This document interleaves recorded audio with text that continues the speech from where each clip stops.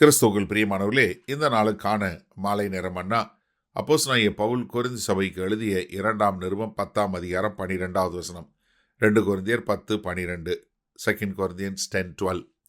ஆகிலும் தங்களை தாங்களே மெச்சிக்கொள்ளுகிற சிலருக்கு நாங்கள் எங்களை சரியாக்கவும் ஒப்பிடவும் துணிய மாட்டோம். தங்களை கொண்டு தங்களை அளந்து கொண்டு தங்களுக்கே தாங்களை ஒப்பிட்டுக் கொள்ளுகிற அவர்கள் புத்திமான்கள் அல்ல. முதல்ல என்ன சொல்றாரு? யாரு புத்திமான் இல்லைன்றாரு. யாரு? நான் தான் எல்லாமே சரி, நான் செய்கிற மாதிரி தான் செய்யணும் அப்படின்னு சொல்லி தங்களே ஒரு அளவுகோல், நான் தான் எல்லாத்துக்கும் அளவுகோல், அழகுனா நான் தான், அறிவுனா நான் தான், பேசுறதுனா நான் தான் அப்படின்னு சொல்லி தங்களையே ஒரு அளவுகோலாக வைத்திருக்கிற மக்கள் யார் இல்லை? புத்திசாலி கிடையாது. நீங்கள் யோசிச்சு பாருங்க. இன்றைக்கி நிறைய காரியங்களில் நான் தான் எல்லான்னு சொல்லக்கூடிய அநேகர் உண்டா? ஆமாம், நிறைய பேர். அது நிறையா ஊழியக்காரங்கன்னு சொல்கிறவங்கள பார்த்தீங்கன்னா அவங்க தான் எல்லாமே அப்படின்னு சொல்லக்கூடிய ஒரு ஆட்களை பார்த்துருக்குறோம். இப்போ அப்போஸ்தலனாகிய பவுல் என்ன சொல்கிறார்? அப்படிப்பட்ட மக்களுக்கு கூட நாங்கள் சரியாகவும் இல்லை, அவங்களோட நாங்கள் ஒப்பிட்டும் பார்க்கவும் மாட்டோம். ஏன்னா அவங்களுடைய ஒப்பீடு தவறு.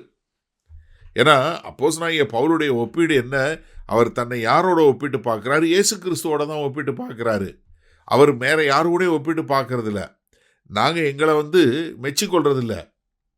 நீங்கள் 1 கொரிந்தியர் 4ஆவது அதிகாரம் 1ஆம் வசனம் சொல்லும்போது, இப்படியாக எந்த மனுஷனும் தங்களை கிறிஸ்துவின் ஊழியக்காரன் என்றும், அங்கே ஊழியக்காரன் போட்டிருக்கு, அது என்ன? கிறிஸ்துவினுடைய அடிமை, உப்பேரட்டஸ் என்று சொல்லக்கூடிய கடைநிலை ஒரு அடிமையாகவும், அது மாத்திரமல்ல தேவனுடைய ரகசியங்களின் உக்கிரானக்காரன் என்றும் எண்ணிக்கொள்ள கடவர்கள்.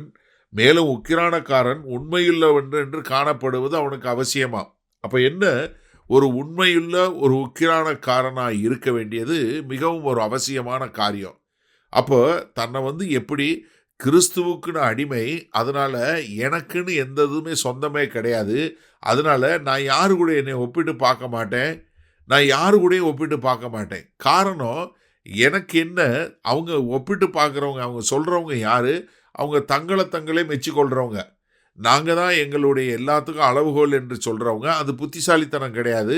அதனால் அவர்களோடு நான் ஒப்பிட்டு பார்க்க மாட்டேன் என்று சொல்லக்கூடிய காரியத்தை இங்கே மிக தெளிவாக இங்கே சொல்லி கொடுக்குறாரு. அப்போ இங்கே அப்போஸ்தலனாகிய பவுல் யாரு கூட ஒப்பிட்டு பார்க்குறாரு? கிறிஸ்து கூட. ஏன்னா நான் கிறிஸ்துவுக்கு ஒரு அடிமை.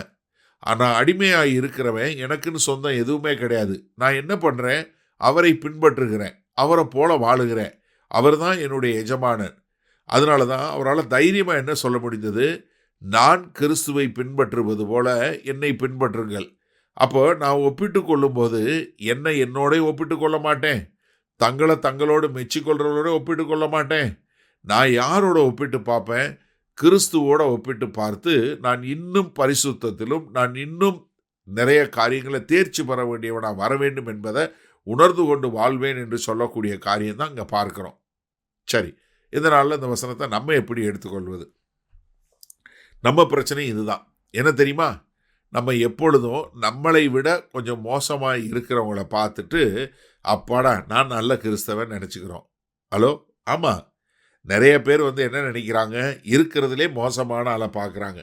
நான் உங்களுக்கு விளங்குற மாதிரி சொல்கிறேன், அப்போ உங்களுக்கு புரியும். நீங்கள் சர்ச்சுக்கு எல்லா சர்வீஸுக்கும் போகிறவங்களா இருந்தீங்கன்னு வைங்க. இப்போ நான் எங்கள் சபையிலன்னு சொல்கிறேன்.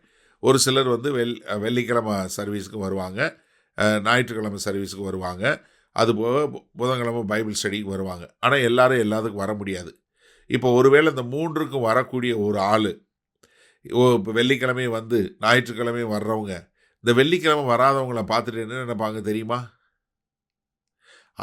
நாங்கள் கரெக்டாக எல்லாத்துக்கும் வந்துடுவோம், அவங்க எப்போயாவது தான் வருவாங்க. என்ன ஆகுது?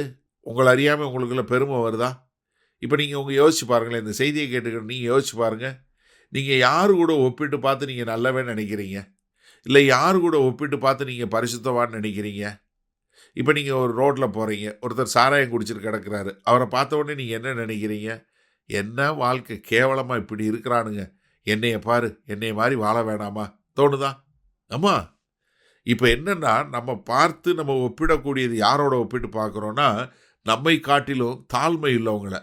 அப்படி பண்ணக்கூடாது. நீங்கள் ஒப்பிட்டு பார்க்குறதுக்கு யாருன்னு ஒரு ஆள், ஒரே ஒருத்தர் மூலம் ஒப்பிட்டு பார்க்க முடியும்னா, அது கர்த்தராகிய இயேசு கிறிஸ்து ஒருத்தரோட தான் நீங்கள் ஒப்பிட்டு பார்க்க முடியுமே ஒழிய வேற யாரு கூடயும் நீங்கள் ஒப்பிட்டு பார்க்க முடியவே முடியாது, கூடவும் கூடாது. அப்போ எனக்கு அருமையானவர்களே, இன்றைக்கு ஒரு காரியம் தெரிஞ்சு கொள்ளுங்க.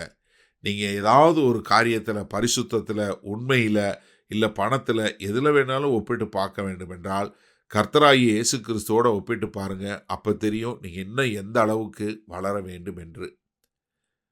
வல்லபிதாவே, இந்த அருமையான நல்ல மாலை வேலைக்காய் நன்றி. ஆமாண்டவரே, நாங்கள் எங்களை காட்டிலும் ஒரு தாழ்மையானவர்களையோடு ஒப்பிட்டு பார்த்து நாங்கள் நல்லவர்கள் என்று மெச்சிக்கொள்ளாதபடி, ஆண்டவரே, உம்மோடு ஒப்பிட்டு பார்த்து நாங்கள் இன்னும் எவ்வளவு தூரம் பரிசுத்தத்தில் வளர வேண்டும், இன்னும் எவ்வளவு தூரம் எங்களை மாற்றிக்கொள்ள வேண்டும் என்பதில் நாங்கள் அறிந்து கொண்டு அதற்கேற்றாற்போல் வாழ எங்களை ஒப்புக் கொடுக்கிறோம். இயேசு கிறிஸ்துவின் மூலம் பிதாவே, ஆமேன். கர்த்தர் உங்களை ஆசீர்வதிப்பாராக. நாம் நாளை காலை தினசரி தியானத்தில் சந்திப்போம். Good night.